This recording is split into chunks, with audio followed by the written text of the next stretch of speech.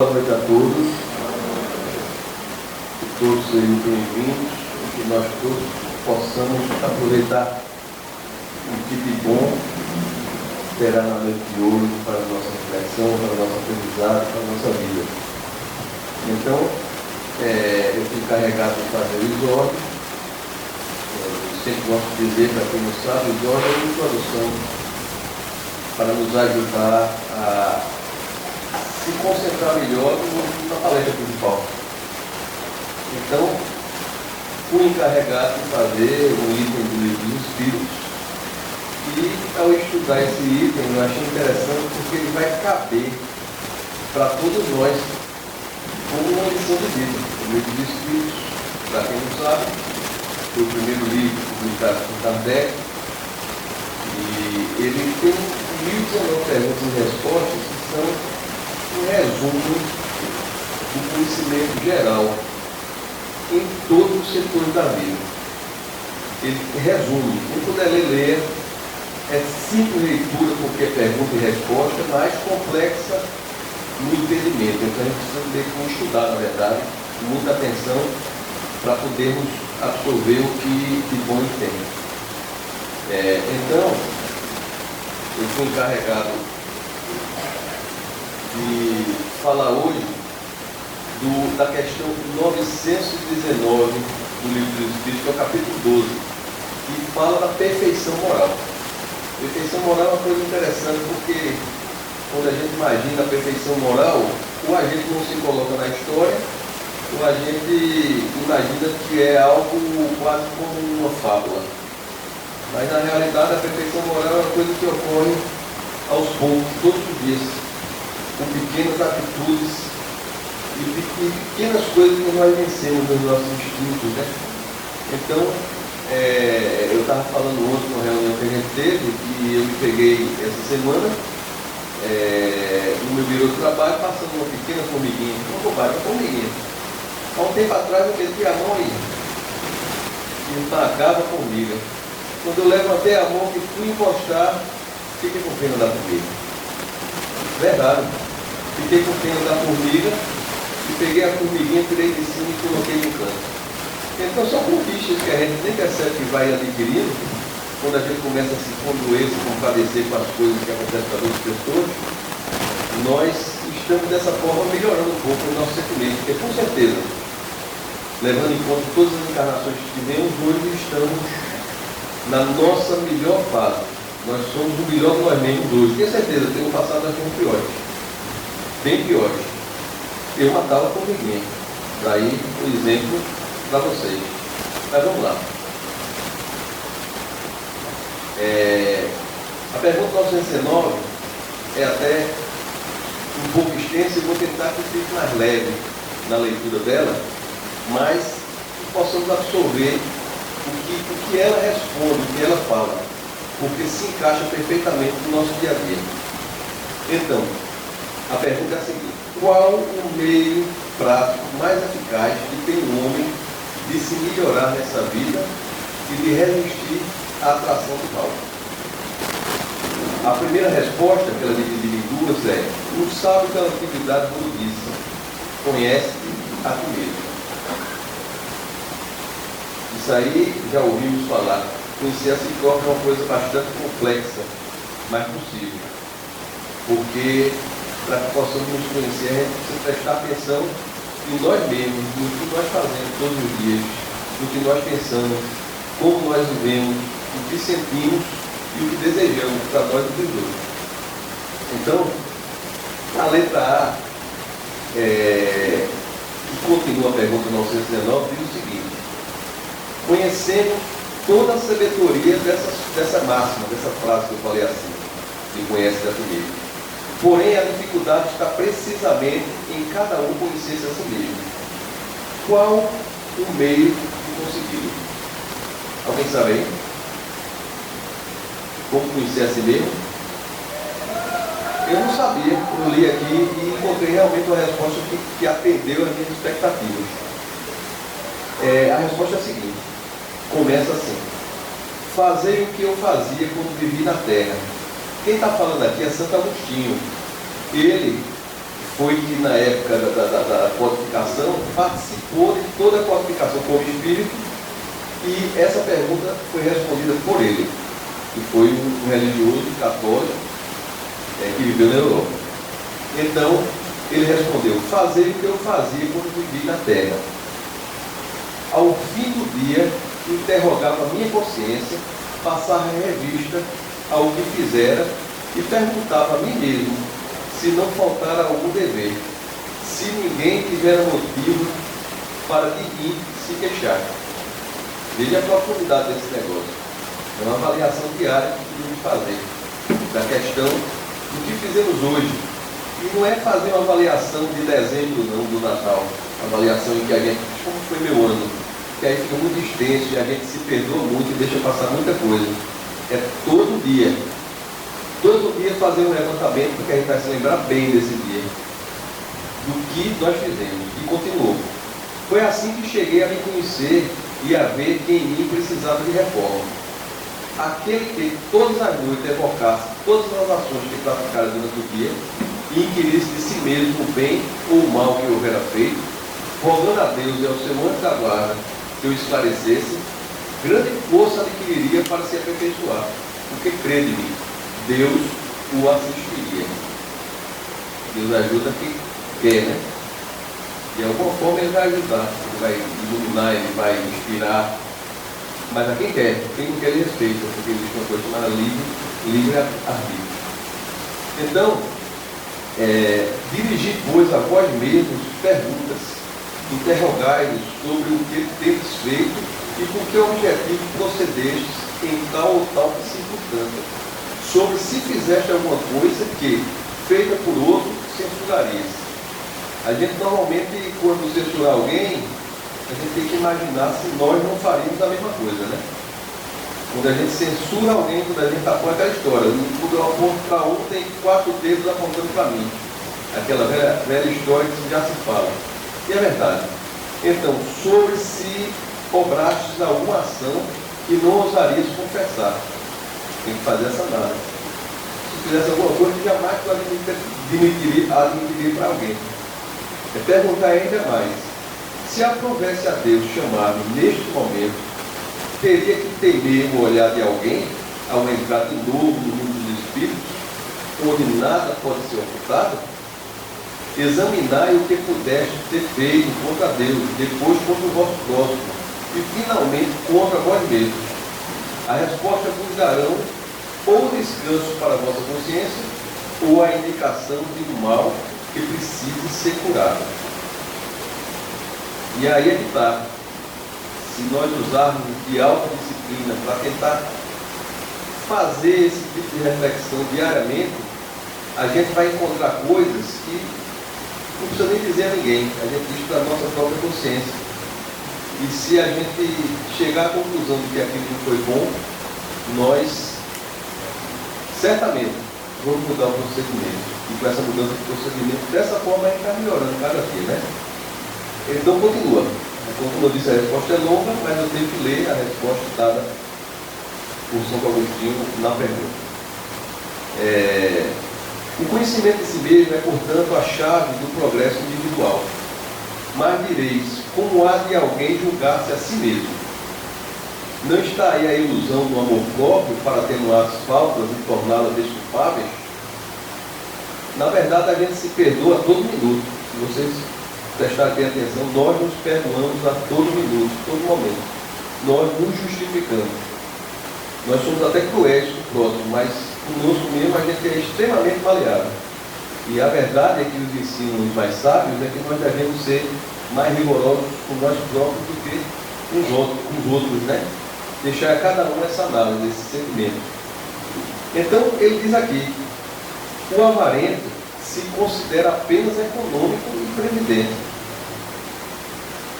O orgulhoso julga que em si só há dignidade.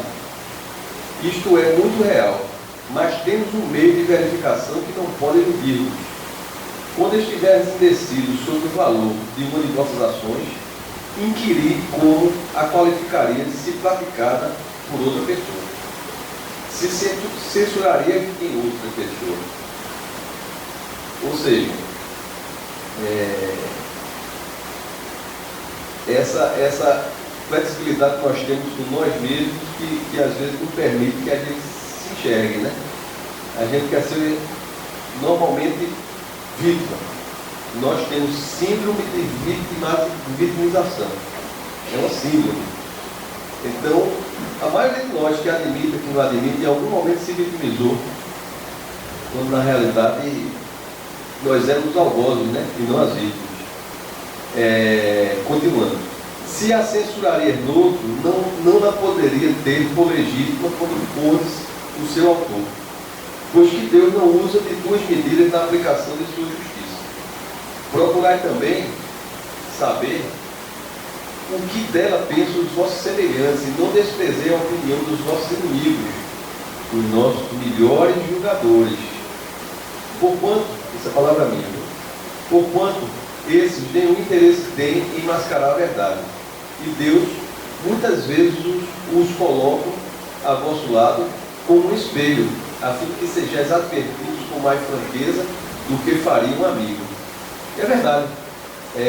Os espíritos inimigos, porque inimigo de verdade não vai existir nunca, porque é uma fase de ignorância sem inimigo de alguém, é uma fase de ignorância nossa, mas os espíritos inimigos, ele não tem o verniz que um amigo teria de nos dizer a verdade. Ele soltaria essa verdade para a gente sem pena e sem compaixão. E essa verdade, muitas vezes, nesses momentos, nós nos sentimos injustiçados, mas, infelizmente, muitas verdades saem daqueles que não nos apreciam por enquanto. E um dia vai apreciar, é o destino. O amor universal é um destino. Vamos continuando. Percrute, olha só, isso é um linguajar do português bem arcaico, que é escrito nas traduções. Perscrute, olhe, examine, veja, eu acho que quer dizer isso. Consequentemente, a sua consciência, aquele que se sinta possuído do desejo sério de melhorar-se, a fim de extirpar de si os maus pendores, como do seu jardim arranca as ervas daninhas. Dê balanço com o seu dia moral, para exemplo do comerciante, avaliar suas perdas e seus lucros, e eu vos asseguro que a conta deles será mais avultada que a daquelas.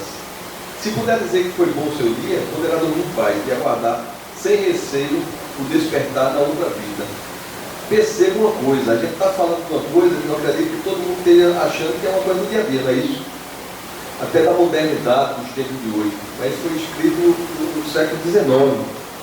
Ou seja, no século XIX, cometíamos os mesmos erros que cometemos hoje.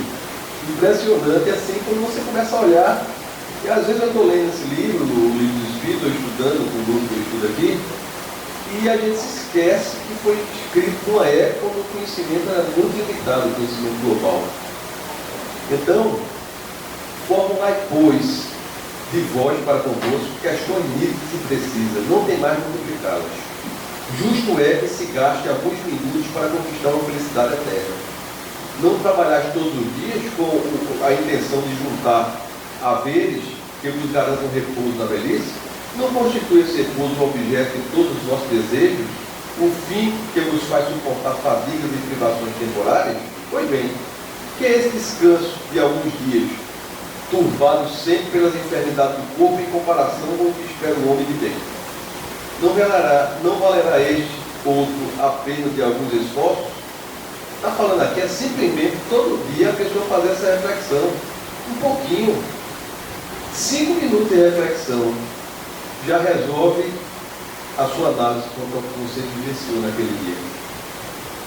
Se haver muito que dizem ser positivo no presente, é incerto o futuro. Ora, está exatamente a ideia de que estamos encarregados de eliminar do vosso íntimo, visto desejarmos fazer e compreender esse futuro, de modo a não restar nenhuma dúvida em vossa alma. Por isso foi que primeiro chamamos a vossa atenção por meio de fenômenos, são os fenômenos espirituais que começou a codificação, capazes de ferir-vos os sentidos. Ou seja, a pessoa se impressionava, via que existia algo além do que a ideia e o pensamento conseguiam enxergar, E daí era um passo para começar a receber as informações da espiritualidade sobre a questão moral, a questão da continuidade da vida. Começou com o cenoura, inclusive está um filme Kardec aí, nos cinemas, eu vou assistir, não assisti ainda, mas quem assistiu disse que foi bem interessante. Ela foi ela, ela assistiu e indicou ele para todo mundo assistir. Por isso, foi um dos primeiros chamando a atenção, né, para isso. Com esse objetivo é que ditamos o Livro dos Espíritos. Esse texto foi de Santo Agostinho. Para terminar a pergunta, porque essa resposta é uma das mais longas que eu vi do Livro dos Espíritos, Allan Kardec afirmou: muitas faltas, comentou sobre o texto assim, muitas faltas que cometemos nos passam despercebidas. Se efetivamente, seguindo o conselho de Santo Agostinho, interrogasse mais a miúdo a nossa consciência, veríamos quantas vezes falimos sem que o suspeitamos, unicamente por não escutarmos a natureza e o modo dos nossos atos. A forma interrogativa tem alguma coisa de mais preciso do que qualquer máxima, que muitas vezes deixamos de aplicar nós mesmos. Aquela exige respostas categóricas, por um sim ou por um não, que não abre lugar para qualquer alternativa e que são outros tantos argumentos pessoais. E pela soma que deram as respostas, poderemos computar a soma do bem e do mal que ainda existe em nós. Então, eu poderia encerrar essa história o seguinte: na nossa vida, a grande importância não são os sims que nós damos, e sim os nãos que deixamos de dar. Então, que levemos essa reflexão na nossa noite de hoje e vamos para a nossa prece inicial, para depois o nosso amigo Henrique fazer sua preleção da noite, e que vocês já estejam, por conta do desordem, nessa sintonia em prestar atenção aos ensinamentos de hoje. Senhor Deus Todo-Poderoso, que tua luz de paz, amor e harmonia possa nos ajudar a compreender tudo que chega até nós e não sem motivo, para melhorar, para nos adiantar a evolução. Que tua paz, teu amor e tua luz fique conosco na noite de hoje. E que assim seja.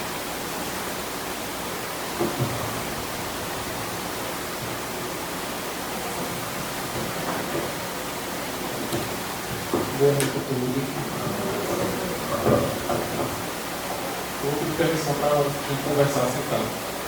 Ficar sentado, não vou levantar. Acho que algumas pessoas já me conhecem.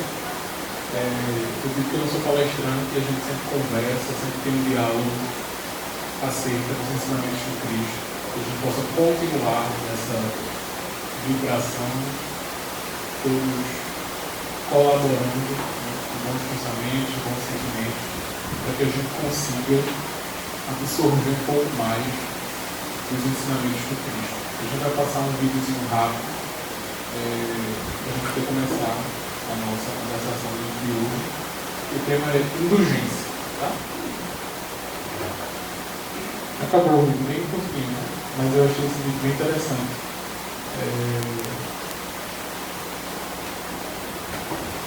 Nós estamos vivendo o nosso dia a dia de uma forma muito acelerada, sem paciência.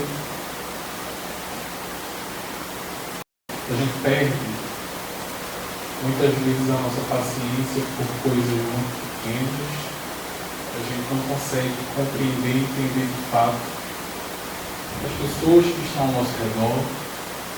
A gente não consegue compreender e entender de fato o que nós queremos, o que nós precisamos, o que muitas vezes nos leva a tomar decisões equivocadas, ou que levam algumas pessoas que estão ao nosso lado a tomarem decisões equivocadas. O sentido principal desse vídeo que a gente passou, que a gente trouxe, é fazer a gente pensar que sempre vai existir um motivo para o outro estar fazendo, falando ou agindo de tal forma. a gente começou a ver o vídeo, o cachorrinho tinha total razão. Ele está ali defendendo as minhoquinhas do seu dono, né? Que ele ia pescar. Teve uma hora que todo mundo deve ter até uma raivazinha do pássaro, insistente. E eu vi a carinha do pessoal, quando viu que ele estava ali tentando pegar as minhoquinhas para alimentar os filhos, né? Você entrou que muda.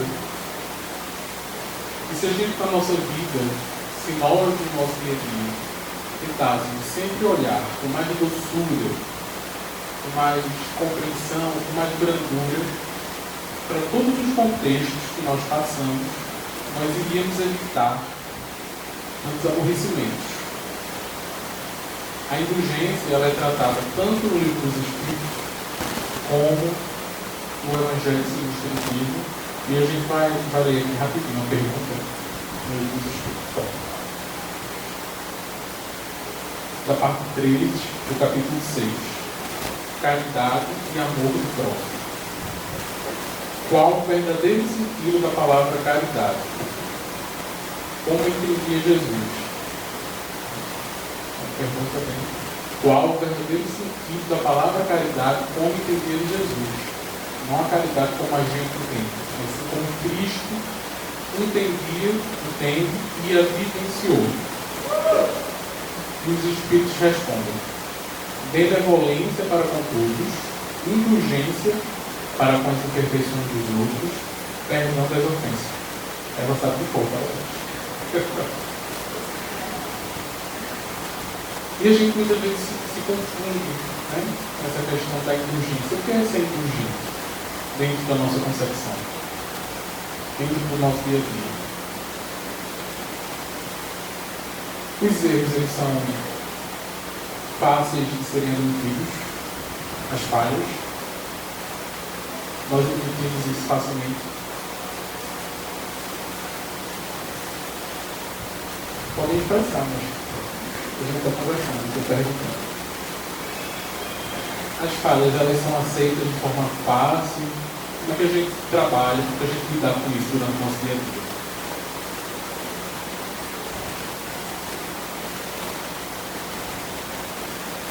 Ricardo, vem já aqui, por favor.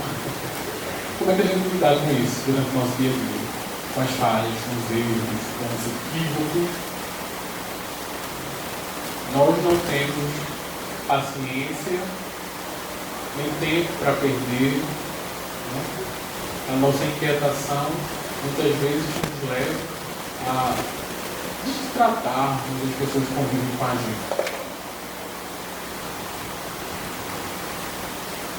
Em quantas situações nós muitas vezes não agimos até de forma desumana, porque o outro não podia ter feito, o outro não podia ter agido, o outro não podia ter tomado aquela atitude, não podia ter tomado aquele posicionamento, porque nos feriu, porque nos magoou, porque mexeu muito nos nossos sentimentos, porque nós somos frágeis, né? Nós, seres humanos, espíritos, se for espírita, aí que é frágil mesmo. Se abala muito facilmente. E uma coisa que quando a gente estava estudando, que eu comecei a pensar, a refletir, eu disse, meu Deus, é complexo. Quando a gente vai falar desse processo de indulgência, a gente sempre fala com o outro, né? Porque o outro, é muito difícil lidar com o outro, é muito difícil conviver com o outro, porque o meu chefe é insuportável, porque a minha esposa é problemática, porque o meu marido bebe mais, porque a minha mãe é um grupo, porque o meu filho não segue os meus conselhos. E eu sou perfeito. Inclusive, inúmeras palestras que eu estava vendo sobre esse tema de urgência, as pessoas sempre colocavam no contexto que nós que estamos aqui falando sobre o tema, já estamos num patamar diferenciado de compreensão, de atitude, e o grande problema é conviver com a diferença do outro. O grande problema é aceitar os erros e as falhas alheias. E se a gente sempre partir nesse processo de compreensão, de amor, de respeito, esquecendo da gente, nunca nós vamos conseguir, de fato, compreender as limitações alheias. nós tínhamos falado aqui anteriormente em relação a essa questão de nós sermos coitadinhos, né? A gente precisa ter um parâmetro em relação a essa forma de compreensão. Nós precisamos entender as nossas limitações, as nossas necessidades, as nossas conquistas espirituais, o que nos falta, o que nós temos, para que a partir daí a gente comece a entender realmente quais são as nossas fragilidades e no que a gente já tem de desperto, de desenvolvido, né? E amadurecido dentro de cada um de nós. Aí a partir daí a gente vai começar a olhar com mais doçura e com mais compreensão para as pessoas que convivem com a gente.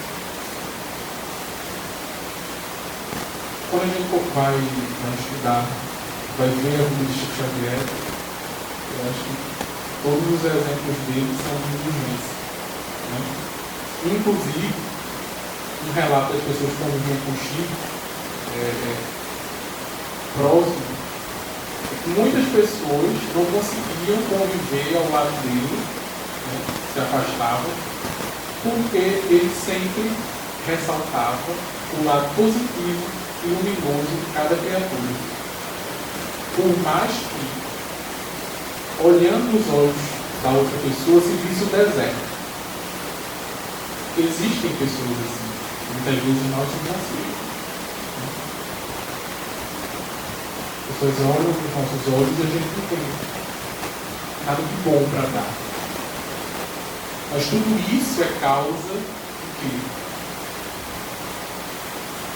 E o histórico existencial ou dessa ou de outras vidas, de dor, de sofrimento, de decepções, de amarguras, vão fazer com que o espírito comece a meio que se perder, né, do sentido da vida, do propósito maior de existir. E essas pessoas, esses relatos, as pessoas contam que as pessoas se incomodavam. Porque diziam, mas Chico, você não pode aceitar o objetivo de fulano ou de outra pessoa, sei lá quem, tenha essa conduta, né? Esteja aqui. Seja assim, esteja aqui. Ou faça isso e você abraça. Mas esse é o papel todo do verdadeiro espírito. A proposta da indulgência é, por pior seja aquela criatura, nós não olharmos com raiva, com ódio, com mágoa, com ressentimento, e visualizarmos ali uma criatura com um potencial extremamente luminoso. É nós olharmos para nós e vermos que, apesar de ainda termos inúmeras falhas, inúmeros erros, inúmeras limitações, dificuldades, nós somos um terreno fértil para o Cristo Deus, para os bons amigos espirituais. A gente que estava assistindo o filme que eu acho que esse nome, se eu não quiser lembrar, acho que é a lista de Schindler, um documentário. Muito interessante, eu recomendo. Quem puder assistir, é muito interessante. Conta a história, né? Interessante. É aqui. Eu não era nascido ainda.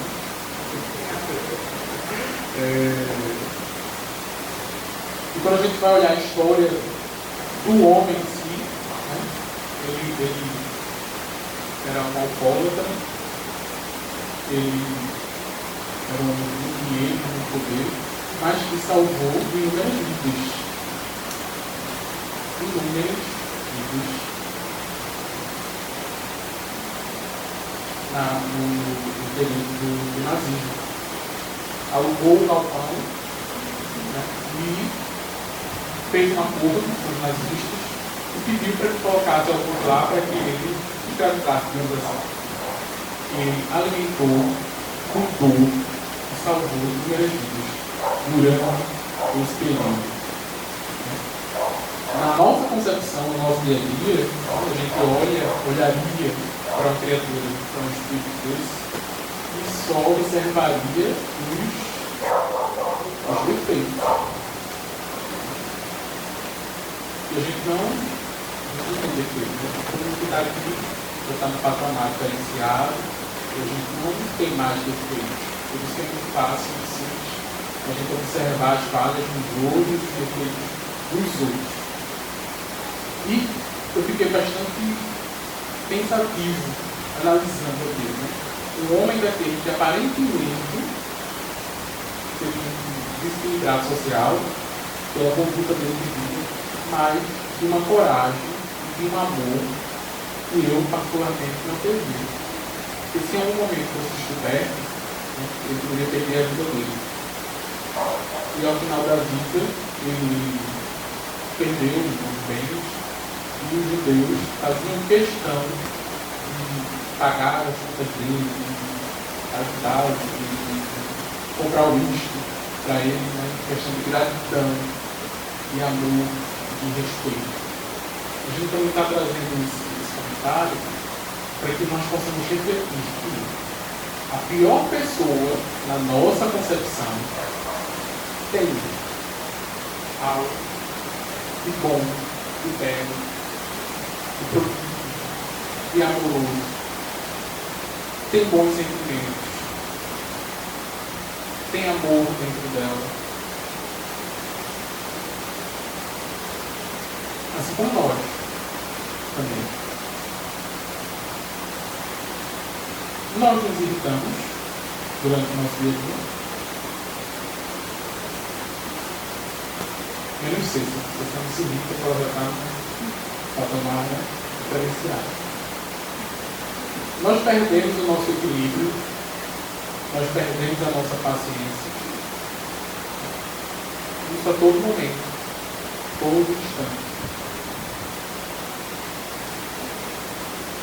Mas graças ao Cristo Deus e a sua misericórdia infinita, nós temos um amparo dos bons amigos espirituais.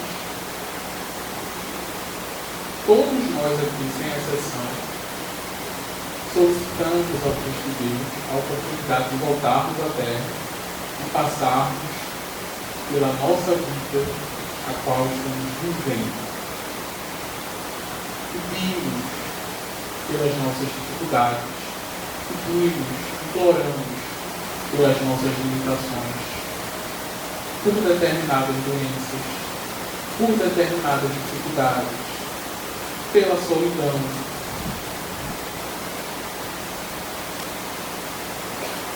Aí quando a gente volta, a gente se desestrutura pela impaciência. A gente veio para o grande alcançar da vida, né?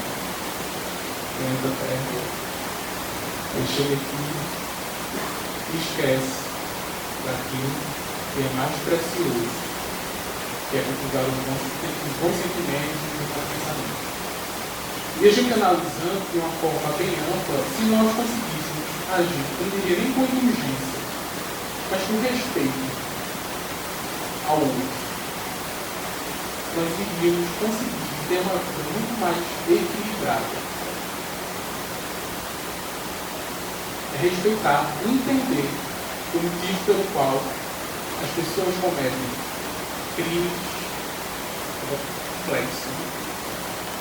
A gente vê a nossa nação, a quantidade de políticos foram presos, a quantidade de crimes que acontecem, são muitos. Qual é o nosso primeiro sentimento? A gente começa a ver lá no noticiário.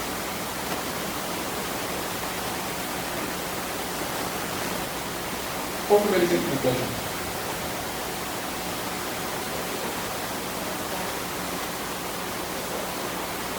Decepção, revolta, raiva.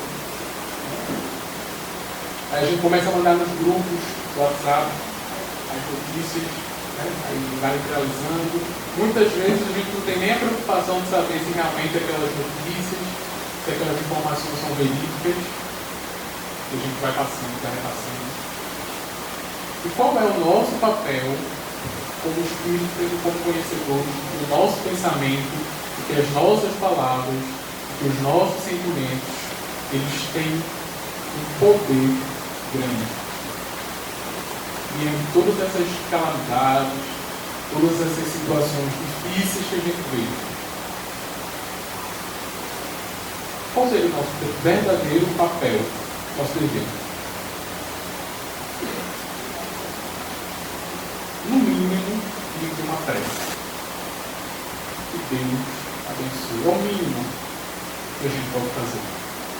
Pode não, deve. Porque imagine essas criaturas que têm uma mente brilhante para o crime ou para as trevas. Se elas começarem, porque um dia elas vão despertar. A gente já despertou, a gente já não mata, a gente já não rouba. A gente já não debola mais ninguém. A gente já não sente mais prazer no mal. Erramos, nos equivocamos, ferimos algumas pessoas, magoamos, machucamos, mas já temos a consciência desperta e isso nos incomoda. Quando a gente percebe que a gente feriu alguém, que a gente sem querer fez um comentário desagradável, machucou. Então a gente já conseguiu despertar para um novo estágio da nossa existência. Quando a gente desperta para esse estágio, nós temos esse dever de, perante as criaturas que ainda dormem na grande concepção do verdadeiro valor e sentido de existir, é emitirmos uma prece, pedir para que Deus, para que o nosso Senhor Jesus Cristo, para que os amigos espirituais possam ajudar aquelas criaturas, ajudar aqueles espíritos. E o amor é um sentimento nobilíssimo, que cura, né? Cura mentes doentes, cura corpos doentes. No livro Libertação, tem um relato bem interessante de Gregório, né? Que é um espírito obsessor, que se perdeu durante sua existência em vida, com poder, né, com a coroa, e quando desencarna, ele cria, ele monta uma equipe e se torna um treinador de obsessores. Né? Ele ensina a arte de obsediar, de destruir as pessoas. E ainda assim, a mãe de Gregório, está no esfera maior, pede, roga, implora ao Cristo Deus, né, ajuda ao seu filho. E aí começa o enredo do livro, e no final, né, como sempre, por mais que exista dor, sofrimento, dificuldade, o grande amor daquela mãe, aquele filho, aquele espírito que havia se tornado um líder de uma falange de espíritos na arte de obsediar, para aniquilar, para destruir pessoas, pelo amor dela, ela consegue fazer com que ele desperte. E dentro dele ainda havia algo de bom, algo de nobre. Porque nós não perdemos as nossas conquistas espirituais. Por isso a importância de nós sermos simpáticos, familiares, educados.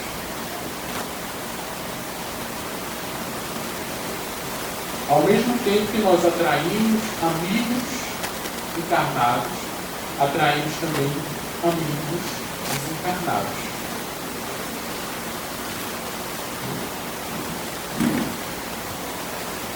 À medida que a gente começa a ter, agora isso precisa ser verdadeiro, né? Nós precisamos também sermos transparentes com nós mesmos. Porque às vezes a gente força, né? A gente força a barra e termina que a gente arvora tanto na intimidade do outro que a gente se torna uma pessoa desagradável celebrando. Existe um ponto bem interessante no relato de Chico Xavier, uma conversa dele com André Luiz, onde ele diz que, além desses momentos críticos que a nossa sociedade vive, sempre viveu, quando a gente emite esses pensamentos, esses sentimentos, né, de revolta, que são muitas vezes os piores possíveis, nós somos os primeiros a absorver aquele impacto energético, né, negativo. Que é aquele sentimento de raiva, de ira, a gente se impregna dele. E muitas vezes, para a gente se desfaça, é dispendioso.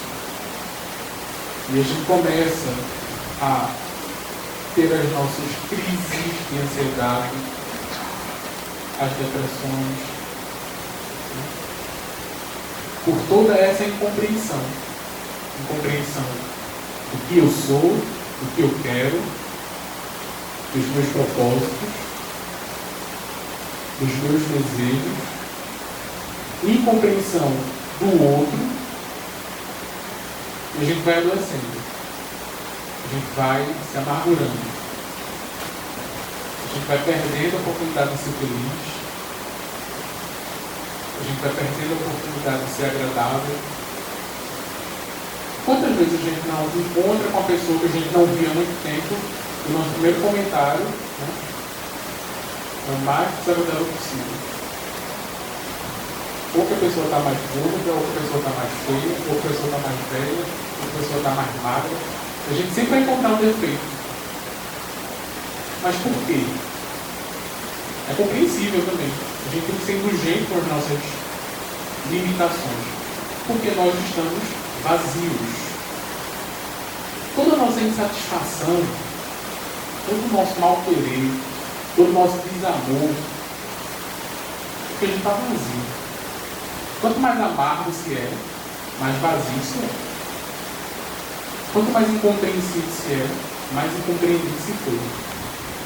E entra aí a grande arte da indulgência, que é de olhar para aquele espírito e dizer: meu Deus, como deve ter sido a história e a trajetória dessa criatura. E ao mesmo tempo também não justifica, porque inúmeros espíritos abnegados no bem sofreram imensamente, amargamente. Agora é uma opção. A gente pode sofrer, né, na nossa infância, e a gente cresce, tem mágoa da mãe, tem mágoa do pai, vai fazer terapia, porque meu pai era alcoólatra, porque minha mãe cuidava de mim, me esquecia na creche, me esquecia na escola, a gente fica cheio de mágoa, cheio de tristeza. Ou a gente aprende com isso, ou a gente aprende com as dores, cresce e amadurece, ou a gente absorve essas dores, absorve esse sofrimento e vai morrendo aos poucos. A gente precisa ter muito cuidado também com nossos comentários acerca dos outros. Porque assim como a gente falou anteriormente, que nos nossos bons atos vemos amigos encarnados e amigos desencarnados, os nossos comentários desagradáveis, né, e sem fundo de verdade, também ganhamos obsessões. Quantas vezes a gente não passa, não vai na sala de obsessão e tem algum espírito que a gente acha que não tem muito a ver com a gente, né? Às vezes aquele espírito está ali, grudadinho com você, com a gente, porque a gente está falando demais, coisa que não deve, falando demais dos outros, da vida dos outros, né? Julgando demais. Ah, porque se fosse eu, tinha feito assim, tinha feito assim. A gente não sabe o que o outro passou, o que o outro sentiu para tomar certas decisões. E quando a gente começa a compreender que todos nós estamos emaranhados, encarnados e desencarnados, estamos emaranhados.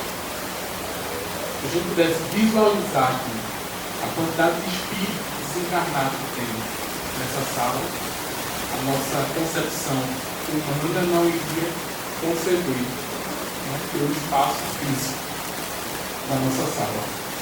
É uma quantidade realmente bem acima da quantidade de encarnados. Então, a partir do momento que eu começo a me tornar uma criatura mais benevolente, eu vou atrair a ajuda de espíritos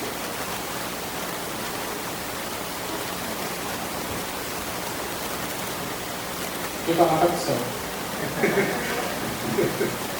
Mas eu não ligo, né? As nossas companhias espirituais podem colaborar no nosso processo evolutivo, na nossa encarnação atual, ou dificultar, fazendo que a gente se perca completamente. Um relato de alguns amigos espirituais, eles trazem que em certo acidente de avião, 200 e tantas pessoas, o avião caiu. E nesses casos, nessas situações trágicas, existe toda uma equipe de médicos, de enfermeiros espirituais que vão, né, para fazer o trabalho de socorro desses espíritos que desencarnaram numa situação trágica. E André Luiz conta que 3 daqueles espíritos que estavam ali, né, foram retirados daquela situação. 3 deles estavam como se estivessem hipnotizados. Eles não viam nem percebiam a equipe espiritual estava ali socorrendo aqueles espíritos. E ele começa a visualizar como se fosse um fio preto. E eles vão seguindo aquele fio preto. E vão embora. E ele pergunta ao espírito orientador: mas por que isso? Por que vocês não impediam isso acontecer? A gente está aqui para socorrer e os 3 vão embora. Com certeza não estavam indo no lugar bom. O espírito que estava orientando André Luiz diz que alguns espíritos, enquanto encarnados, permitem tanto que determinados espíritos tenham acesso à sua vida e levam, né, uma vida meio que hipnotizados por determinados espíritos. Isso pelos desejos, pelos prazeres, pelas afinidades, pelos vícios. E que aqueles espíritos que haviam acabado de desencarnar tinham uma afinidade tão grande com os obsessores do passado que não era permitido. Se eles fossem segurá-los ali, eles estariam agredindo a liberdade deles, já que em vida eles optaram simplesmente por viver como achavam que deviam viver, sem se preocupar em nenhum momento com o outro. A gente traz esse relato para que a gente consiga observar dentro do nosso dia a dia, dentro da nossa conduta, além de nós termos as nossas limitações, as nossas falhas, as nossas dúvidas, os nossos pensamentos e os nossos sentimentos. Eles são envolvidos para aquele que habita mais forte dentro de cada um de nós. Então, para que a gente sempre se ligue, sempre tenha um sinal vermelho ou amarelo em relação à nossa existência, à nossa vida, para que nós não nos percamos enquanto propósito de existência, né, como espíritos encarnados. Todos nós estamos aqui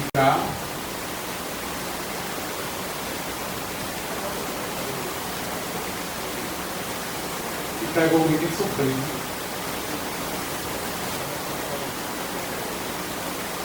Tem ou não?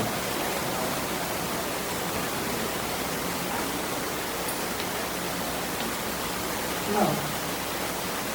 Para evoluir a gente tem que amar. É simples. E a gente sofre por quê? Porque a gente escolhe não amar. Porque a gente escolhe não perdoar. A gente escolhe sempre ir pelo caminho mais difícil. A gente escolhe sempre reclamar porque a toalha molhada está lá em cima da cama. Porque ele não deu a descarga. Porque ele não fez do jeito que ele tivesse feito. Porque não comprou da marca que eu pedi. Porque você é meu subordinado e tem que fazer do jeito que eu mando. E quem manda aqui sou eu.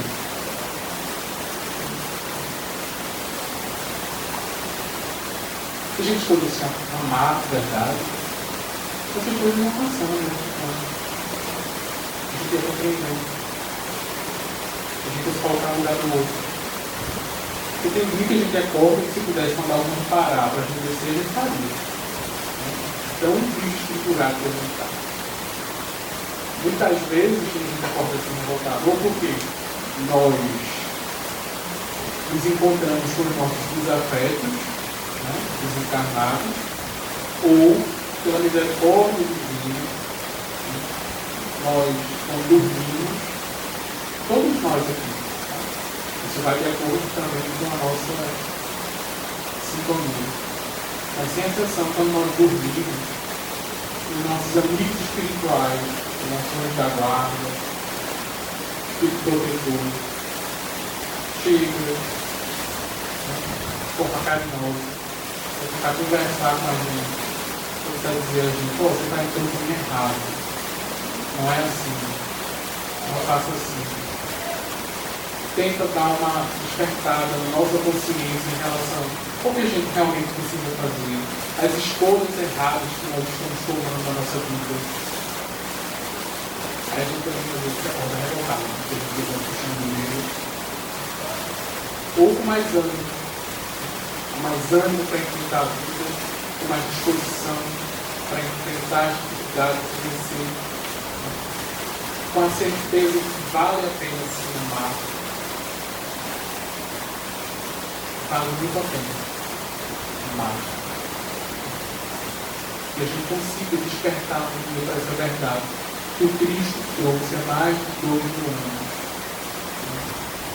Que o amor cobre como um plano pecado. Amai a Deus acima de todas as coisas e ao teu próximo como a ti mesmo. Que a gente possa, pelo menos, despertar uma fagulha mínima de sentimento de amor. Mínimo de sentimento tão novo, que move multidões.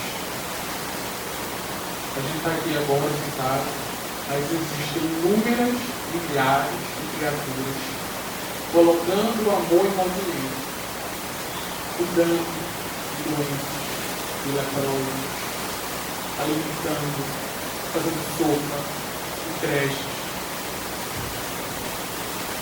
Vamos começar a parar de reclamar das nossas dores. Não que as nossas dores não sejam reais. Vamos começar a partir um pouco para a realidade daquilo que verdadeiramente encontra-se desamparado, né, materialmente falando. Existe muita dor e muito sofrimento que nós podemos diminuir. Nós podemos fazer com que as pessoas sorriam, sejam felizes, sejam alegres, sejam contentes. A vida espera muito de cada um de nós. Tenho certeza disso. Todos nós aqui, sem exceção alguma, somos amados em especial pelo nosso Senhor Jesus Cristo. E esse amor que Ele fez a cada um de nós fez com que nós tivéssemos hoje aqui um desejo firme e forte de um dia, nos tornar criaturas felizes, que compreendem o sentido da vida, o sentido de existir, de amar, e quanto amar e perdoar, nós devemos ensinar um dia simplesmente amar. Deus os abençoe e Jesus nos ilumine infinitamente.